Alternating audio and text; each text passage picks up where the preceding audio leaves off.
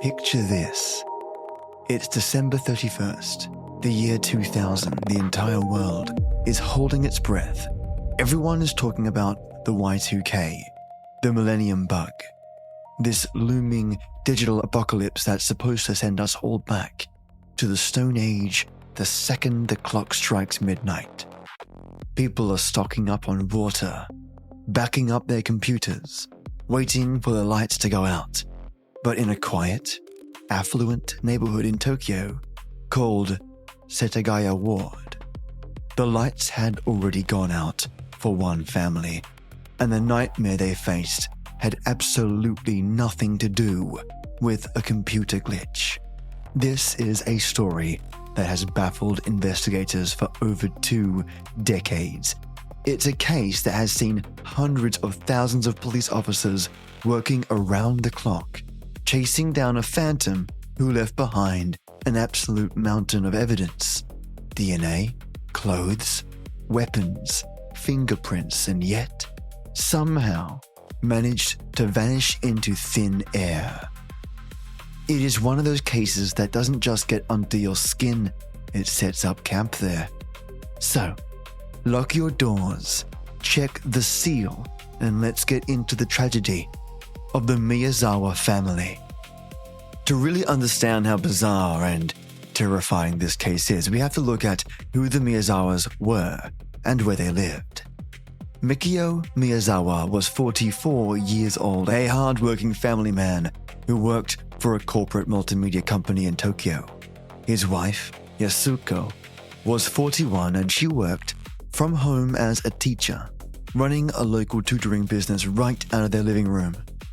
They had 2 beautiful kids, an 8-year-old daughter named Naina, who loved ballet and was always smiling, and a sweet 6-year-old boy named Ray, who had a slight speech impediment that the family was lovingly helping him work through. By all accounts, they were the picture-perfect Japanese family. They were ordinary, kind people who bothered absolutely no one. Their house was located right on the edge of Soshigaya Park. Now, this detail is crucial. A few years prior, the local government decided they wanted to expand the park, which meant they needed to buy up the surrounding land. Slowly but surely, all the Miyazawa's neighbors took the buyouts and moved away. Houses were demolished. By the end of the year 2000, there were only 4 houses left in what used to be a bustling neighborhood. The Miyazawas lived in one, and Yusuko's mother and sister lived right next door in a semi-detached house. Other than that, they were surrounded by the quiet, empty expanse of the park. It was isolated. In a city of nearly 14 million people, the Miyazawa home had become an island. And living on that island was starting to get a little tense. In the weeks leading up to the tragedy, there were some strange incidents. Mikio had been getting into verbal altercations with local teenagers and skateboarders who were hanging around the park extension, making noise late at night.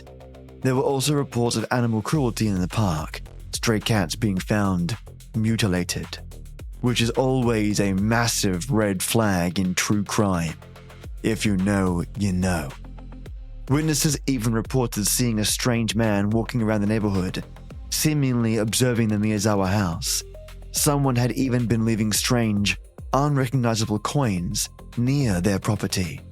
It was as if a storm was brewing just out of sight, gathering on the edge of the park, waiting for the sun to go down. On December 30th, the family went about their normal day. They went shopping, they ran errands, and by the evening, they were settling in for the night. Next door, Yasuko's mother and sister were doing the same. It was peaceful, but right around 10:30 p.m., the storm finally broke.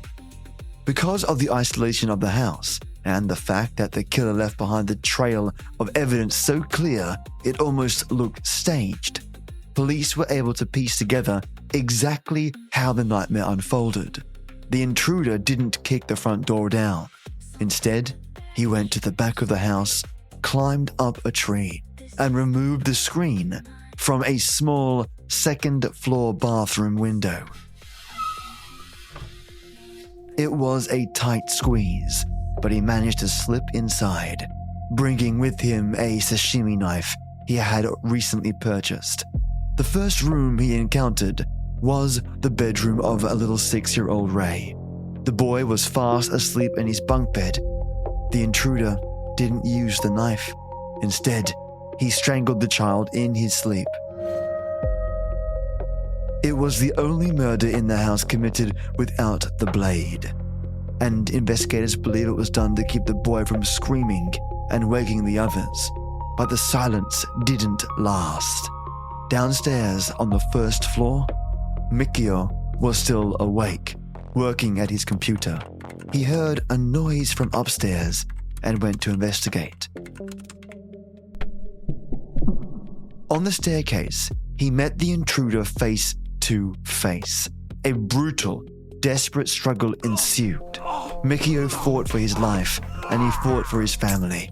He fought so hard that they grappled all the way up the stairs, and Mikio actually managed to break the blade of the killer's sashimi knife. But the killer was relentless. Mikio sustained massive injuries, primarily to his head and neck, and eventually collapsed on the first floor. The noise of the struggle had woken Yasuko and 8-year-old Niina, who were sleeping up on the third floor, which was accessible by a fold-down attic ladder. The killer, armed with a broken knife, climbed that ladder. He attacked the mother and daughter, injuring them both, but because his weapon was broken, the attack wasn't immediately fatal. Then, in a move that shows an absolutely chilling level of cold-blooded detachment, the killer walked away.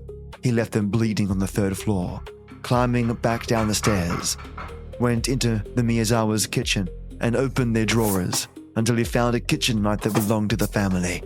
Armed with a fresh weapon, he climbed back up the ladder and finished what he started. By midnight, the house was quiet again. The Miyazawa family had been entirely wiped out. Now, this is the point in the story where any normal burglar, hitman, or spree killer would panic. The adrenaline crashes, the reality of the scene sets in, and the instinct is to run, to scrub yourself clean, to disappear. But this guy didn't run. He made himself at home. And this is what elevates the Setagaya case from a tragic murder into one of the most baffling psychological mysteries in true crime history. The killer stayed in that house for roughly 10 hours. 10 hours surrounded by the bodies of the people he just brutally murdered. First, he went to the kitchen. He opened the refrigerator, found some barley tea and drank it. Then he opened the freezer. He pulled out 4 individual cups of melon ice cream. He didn't bother looking for a spoon. He just squeezed the plastic cups from the bottom and ate the ice cream right out of them, leaving the empty containers scattered around the house. He left one on a table, another by the computer, just leaving his trash wherever he pleased. Then, he went to the first floor bathroom. During the struggle with Mikio, the killer had severely cut his own right hand. He needed to treat it, so he opened the family's medicine cabinet, found some band-aids and bandages, and patched himself up. But the cut was deep, and he was still bleeding. In an incredible bizarre twist, he then took some of Yasuko's feminine hygiene products and used them to further bind his wound. He left blood-soaked towels and wrappers all over the bathroom. Around 1:18 a.m., he walked over to Mikio's desk, the very place Mikio had been sitting right before he was killed. He sat down, turned on the computer, and logged onto the internet. Police know he browsed the web for about 5 minutes. He visited the website of Mikio's company and then, inexplicably, navigated to the website of the Shiki Theatre Company, attempting to book tickets to a play. Let that sink in. He is sitting in a house, covered in blood. He decides to check if there are any good seats available for a theatre production. What on earth is going on up there? After his internet browsing, he decided to do some organizing. He went through the family's personal documents, their mail, and their paperwork. He meticulously sorted them, ripping some of them up and tossing the pieces into the bathtub, and flushing others down the toilet. He went into Yasuko's tutoring room and scattered his students' paper all over the floor. It was a frantic search for money. It was a bizarre, methodical disruption of their lives. He did find some cash, about 150,000 yen, which is roughly 1,200 US dollars. But he left behind much more money than was sitting right out in the open. This wasn't a robbery. It was something else entirely. Eventually he got tired, so he went into the living room, lay down on the Miyazawa sofa, and took a nap. He actually slept in the house. When he woke up the next morning, the sun was shining. It was New Year's Eve at 10:05 a.m.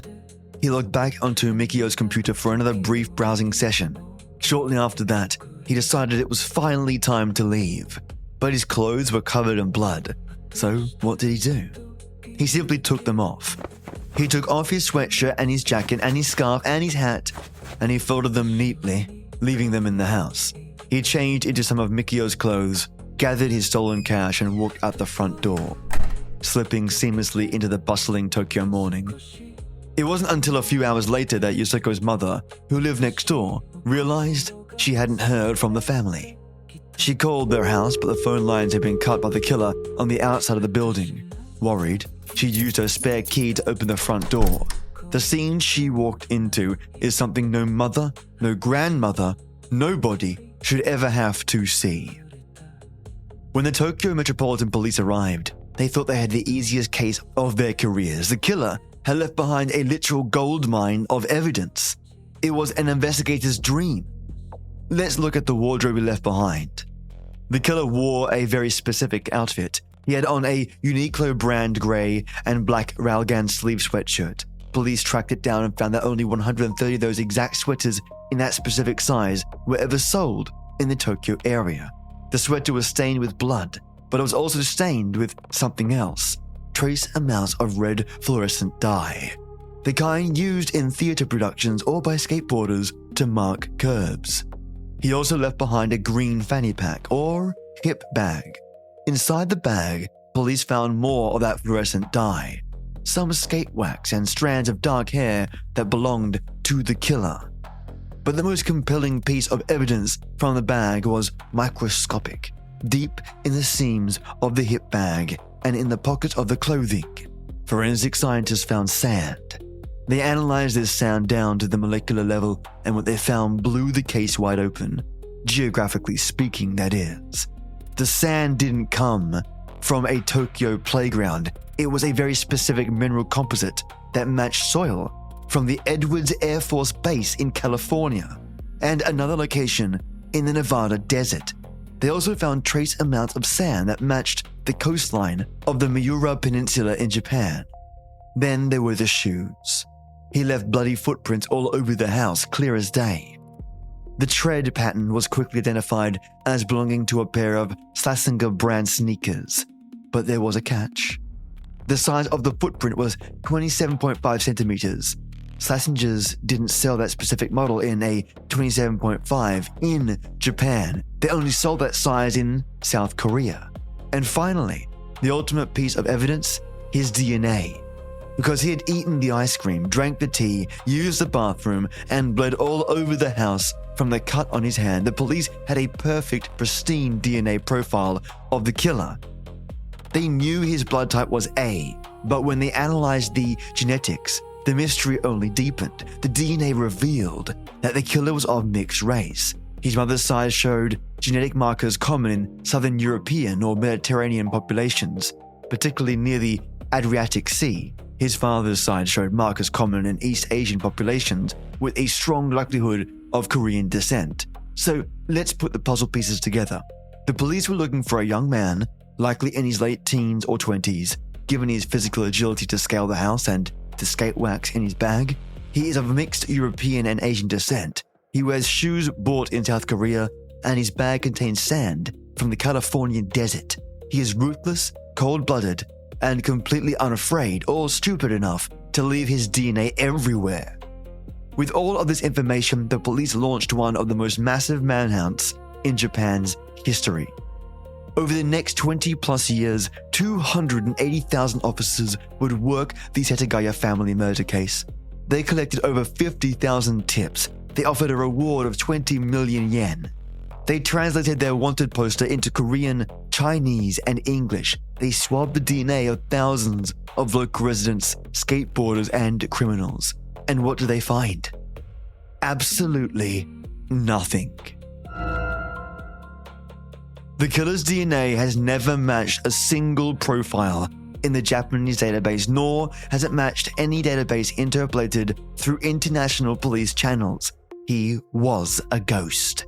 Theories, of course, run wild. One of the most prominent theories involves the skateboarders Mikio have been arguing with in the park. The skate wax, the fluorescent dye, the youthful clothing, it all points to a skater. Did a local teenager, perhaps a mixed-race kid, from a nearby international school, harbor a grudge against Mikio that escalated into unspeakable violence?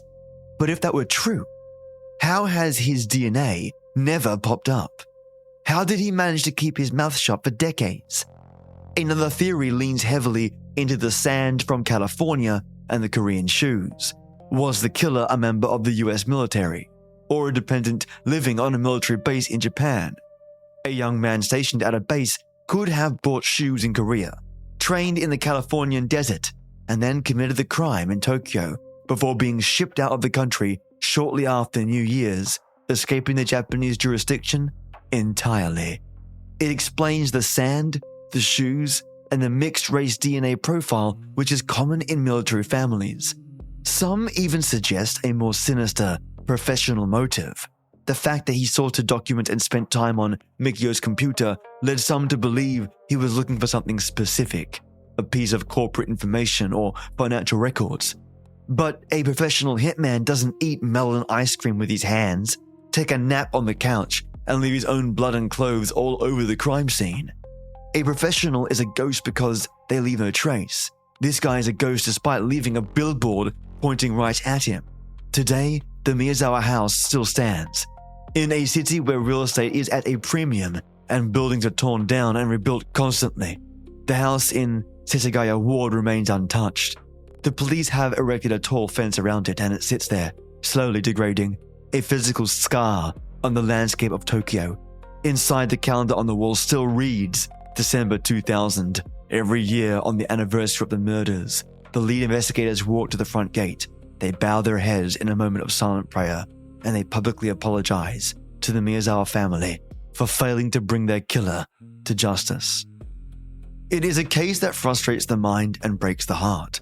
4 innocent people looking forward to a new year, erased by a phantom who walked into their home, made himself a cup of tea, and then vanished into the noise of the 21st century. Whoever he is, wherever he went, he knows what he did. He knows he left his DNA. He knows his face is etched in the minds of detectives who will never stop looking. And to this day, the Setagaya Ward will remain haunted by the Millennium ghosts. And to truly grasp the absolute terror of the Setagaya case, you have to look past the evidence and look at the walls themselves. We need to talk about the physical layout of the Miyazawa property, because it adds a layer of psychological horror to this story that makes your blood run cold. The house wasn't a standalone cabin in the woods. It was a semi-detached duplex. They shared a central dividing wall with the house right next door, and who lived in that attached house? Yusuko's mother, Haruko, and Yusuko's sister. While the killer was inside the Miyazawa home, while he was navigating the stairs in the dark, struggling with Mikio, and carrying out the unspeakable acts on the 2nd and 3rd floors, Haruko and her daughter were sleeping just inches away, separated by nothing more than drywall and insulation. They heard nothing. No screams, no breaking glass, no heavy footsteps. The killer's infiltration and subsequent attacks were so methodical, or perhaps the struggle was muffled by the ambient noise of the city and the park, that the family next door woke up on New Year's Eve completely oblivious to the fact that they were now living next to a slaughterhouse. And think about the killer's 10-hour occupation of the home. He wasn't just sitting in the dark, trembling with adrenaline. He was moving around.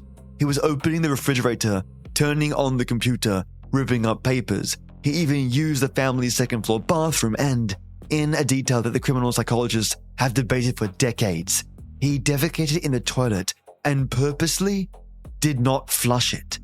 In the world of criminal profiling, leaving feces at the crime scene is considered a profound sign of contempt for the victims, a territorial marker that screams to the authorities, "This is my house now."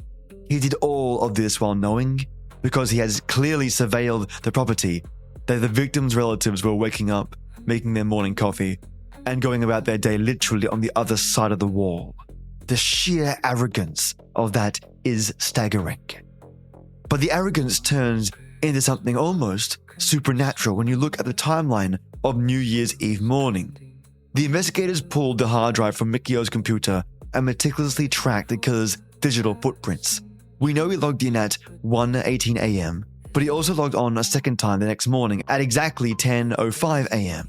He used the mouse, clicked through a few folders, and then shut the browser down.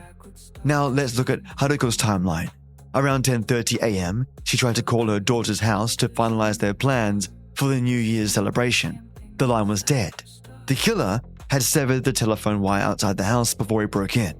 Haruko, feeling a sudden inexplicable sense of dread, walked out her front door, took the few short steps to the Miyazawa's front door, and used her spare key. She unlocked the door and stepped inside at approximately 10:40 a.m. Do the math. The killer was on the computer at 10:05 a.m. Haruko walked through the front door at 10:40 a.m. There is a 35-minute window where they could have met. The killer was in the house in the broad daylight of the morning while the grandmother was getting ready to come over. It is entirely possible and highly probable that the killer was still inside the home, gathering his stolen cash and changing into Mikio's clothes when he heard Haruko's key slide into the front door lock. Did he freeze? Did he hold his breath in the hallway? The evidence suggests he slipped out the back window, dropping down into the park mere seconds before Haruko discovered Mikio's body at the bottom of the stairs. He didn't vanish into the night. He vanished into the morning sun, slipping through the fingers of fate by less than 1 hour. When the Tokyo Metropolitan Police realized what they were dealing with, the response was unprecedented. The Setagaya murders didn't just shock the public, they fundamentally shattered the illusion of safety in modern Japan. This was a country with one of the lowest violent crime rates on the planet. You could leave your wallet on a park bench and find it there the next day. The idea that a phantom could break into a locked home in an affluent neighborhood, slaughter a family, eat their food, sleep on their couch, and walk away without a trace was completely incompatible with the Japanese way of life. The police threw everything they had at this investigation. The initial reward for information leading to his arrest was set at 3 million yen, which was standard for the time. But as the months turned into years and the DNA profile yielded absolutely zero matches, their frustration grew. The reward was eventually bumped up to 20 million yen, the highest reward ever offered in Japanese criminal history. Wanted posters were plastered in every train station, every convenience store, and every police box in the country. Because of the Korean shoe size and the California sand, investigators flew to South Korea and the United States, working with Interpol and the FBI. They investigated local skateboarders, discharged military personnel, international students, and known burglars. They even looked at the strange, unrecognizable coins that had been found near the Miyazawa home in the weeks prior to the murders. It turns out they were a specific type of theater token which tied back to the fluorescent dye found in the killer's bag and his attempt to book tickets to the Shiki Theater Company. Was he a stagehand? A disgruntled actor? A set designer who traveled internationally? The police interviewed hundreds of people in the theater community, but every single lead evaporated into thin air. It was as if the universe had conspired to create the perfect crime by leaving behind an abundance of useless evidence. The psychological toll this case took on the investigators cannot be overstated. Detectives who worked the case in 2000 have grown old, retired, and some have passed away, taking the burden of the Miyazawa family to their graves. In Japan, there is a profound sense of duty among the police force to bring peace to the souls of the victims. But over 2 decades, on the 31st of December, the lead detectives put on their dark suits, walk to the house in Setagaya, and bow in silent apology. It is a haunting ritual of institutional failure, but enduring respect. The impact of the Setagaya ghost actually changed the laws of the nation. In 2000, Japan had a strict 15-year statute of limitations for murders. That meant if the killer wasn't caught by the end of 2015, he could literally walk into a police station, confess to the crime, and walk out as a free man. As that deadline approached, the public outcry was deafening. The families of the victims, along with the millions of citizens, demanded a change. The thought of this man, who had eaten the family's ice cream and slept in their home, beating the clock, was too much to bear. In 2010, the Japanese government officially abolished the statute of limitations for murder, a legislative pivot directly influenced by the ghosts of Setagaya. The clock is no longer ticking. The hunt is permanent. Today, the Miyazawa house is the center of a bitter, heartbreaking debate. Sashigaya Park has completely swallowed the surrounding land. The duplex stands entirely alone, surrounded by a chain-link fence, overgrown weeds, and the laughter of children playing in the nearby park. The Tokyo Metropolitan Police want to tear it down. The house is decaying, the roof is caving in, and maintaining it as an active crime scene costs an exorbitant amount of money and resources. They argued that everything that can be gathered from the house had already been gathered. They have the DNA, they have the clothes, and they have the 3 laser scans of every millimeter of the interior. But the surviving family members, specifically Yasuko's sister, who lived next door, have fought fiercely to keep the house standing. For them, it is not just a crime scene. Understandably, it is the final resting place of their loved ones. It is a monument to the failure of the justice system. Tearing it down, they argue, would be equivalent to burying the evidence and letting Tokyo forget what happened. They want the house to stand until the killer is forced to look at it from the back of a police cruiser. And so it remains, a frozen time capsule from the year 2000. If you walk through Sashigaya Park today, you can see it sitting behind the trees. You can see the small bathroom window on the second floor with the shadow slipped inside.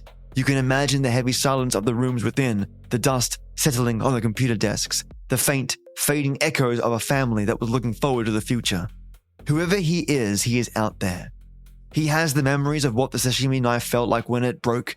He has the memory of the taste of melon ice cream in a dark kitchen. He has the DNA of a monster, but the face of a stranger in the crowd. The Millennium Ghost proved that you don't need to be invisible to disappear. You just need the world to look the other way for 35 minutes.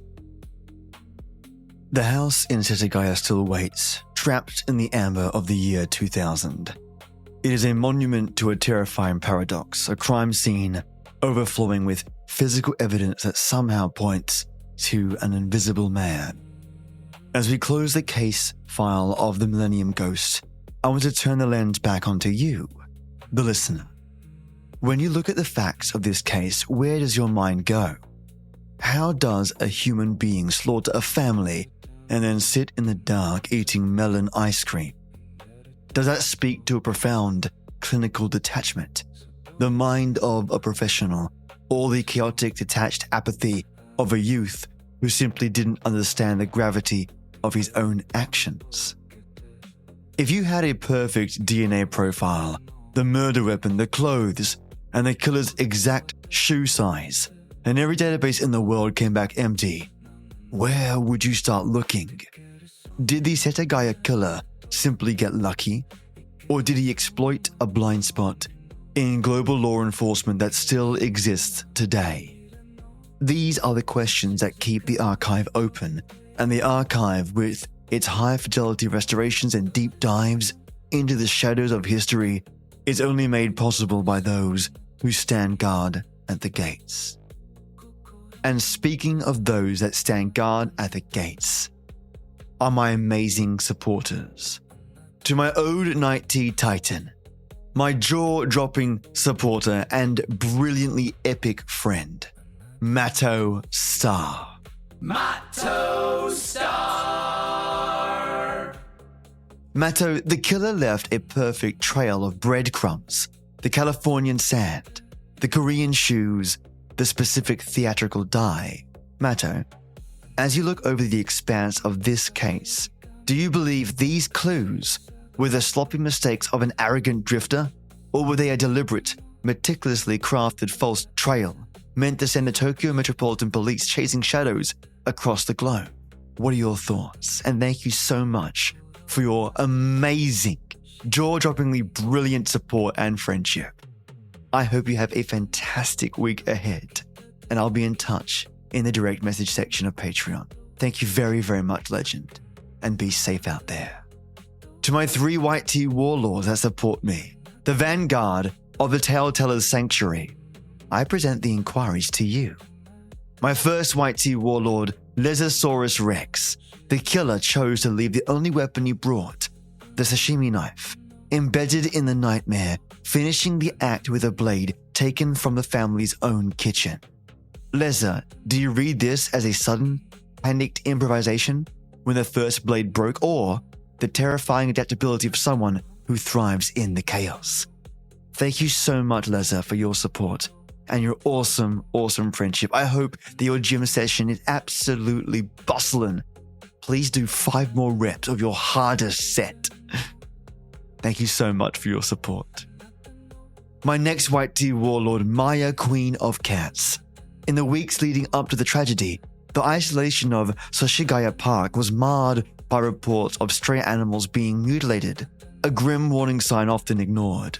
Maya, do you see this as the undeniable escalation of the Millennium ghost testing his capacity for violence, preparing in the dark before he finally decided to climb through that second-story window?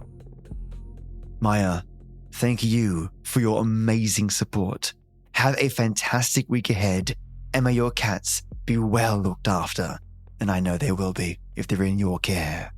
Thank you again. And my third white tea warlord, Sangeetha the Seer. Let us look closely at that final morning. At 10:05 a.m., the killer is casually browsing the internet. At 10:40 a.m., the grandmother unlocks the front door to find her family destroyed. Sangeetha, with your insight into the timelines of the departed, do you believe he knew she was coming and timed his escape to the second? Or was his disappearance the result of blind, terrifying luck? Thank you so much, Sangeetha, for your kind and unending support. I really appreciate you, and thanks for being my friend. Have a wonderful, wonderful week ahead. Think on these things, you absolute legends. And I pose these questions to all my listeners listening to this episode. If you want custom shoutouts every single episode that goes up, consider supporting the Patreon directly. And now, I want to thank the amazing supporters that keep the lights on, the doors locked and well guarded. My Earl Grey enforcers I am lucky to have: Chad Warren, Peter Raffaelli, Joss Heather, Juicebox Andy, Divided by Zero, and Kimberly Susan Fletcher. And all tiers thereafter, I am lucky to have Jane Gumnick, Michael Krupp, and Steve the Creeper. Thank you so much for your support. And again, if you want to support the podcast, visit my Patreon at www.patreon.com/SFGT, where I share stories every single weekend, usually on a Sunday, and all patrons, regardless of what tier, get the episodes 1 week early. I really appreciate your support, and thanks to you, it makes researching and creating these episodes even easier. So next week, stay tuned for another Japanese true crime episode. The file is closed, but the shadows always remain. Keep your lights on, check the seal, and I'll be waiting for you next Sunday for the next archive. I'll see you just around the corner. And goodbye for now.